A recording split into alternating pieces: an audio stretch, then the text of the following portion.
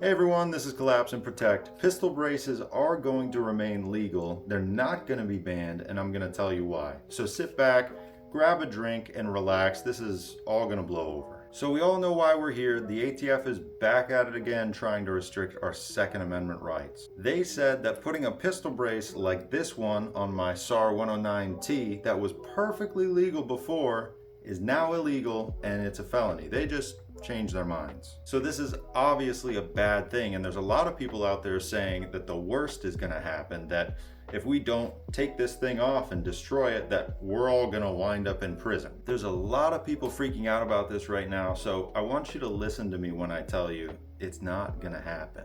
The ATF is not going to be banning pistol braces. They are not going to be calling you and asking you to surrender them, and they definitely aren't going to be kicking down your door and trying to take them by force. So why do I say that? Well, it all comes down to a thing called precedent, and a case that everyone in the firearms community should probably be aware of. I'm talking about bump stocks, and you might be saying, well, bump stocks and pistol braces aren't the same thing. They're really not even that similar. And you're absolutely right, but the rules surrounding both and how they're going to be applied is going to be the same.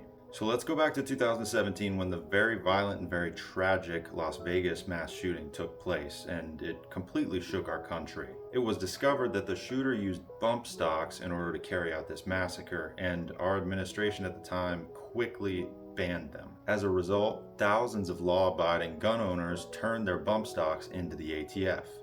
Wait, that didn't happen. So in actuality, only a handful of people turned in their bump stocks. What really happened when bump stocks were banned is that they just couldn't be sold in stores anymore. Okay, so here's the important part. On January 6, 2023, a New Orleans Court of Appeals actually struck down that ban.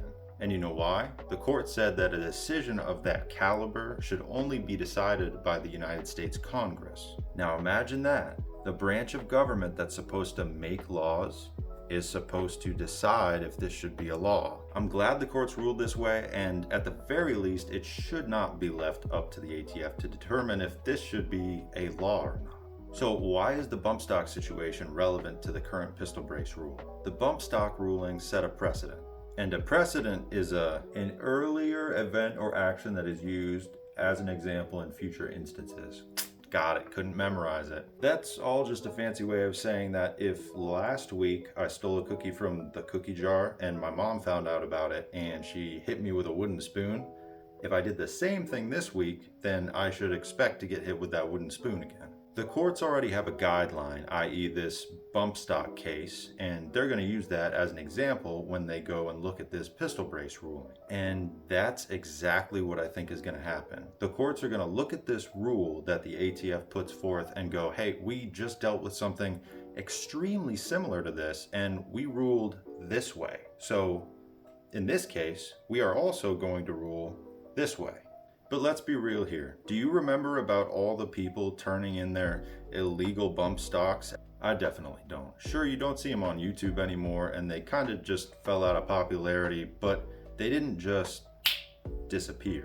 The majority of those bump stocks probably remained in the possession of law-abiding gun owners all across the country. Furthermore, I didn't see the ATF going door to door searching for these ultra scary, super dangerous bump stocks that they banned. And I definitely missed the part where they hauled off thousands of Americans for possessing those bump stocks. I'm saying all this because I think that we as responsible gun owners should remain calm and keep clear heads. We should also make a plan. And I know that a lot of you out there are already executing those plans, and that's fantastic. Just talking with your local government, talking with your sheriff and making sure that he knows exactly what you want him to do about this. And if you have the monetary means of launching one of your own lawsuits at the ATF, I mean, that's fantastic. That's one of the best things you could do.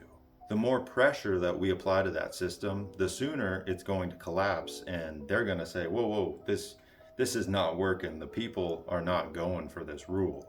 If enough of us go and do that, then we have a really good chance at just completely stopping this thing in its tracks. So that's what I think about this mess. Please let me know what you think about it in the comments. If you agree, if you disagree, either way, let me know. If you enjoy this kind of stuff, go ahead and subscribe and throw me a like. It really helps me out. And lastly, if you're ever in need of an ATF is poo-poo shirt, you can check the link in the description below. The proceeds definitely help with my tiny little baby YouTube channel, but don't feel obligated to buy one. YouTube is just kind of a fun hobby for me.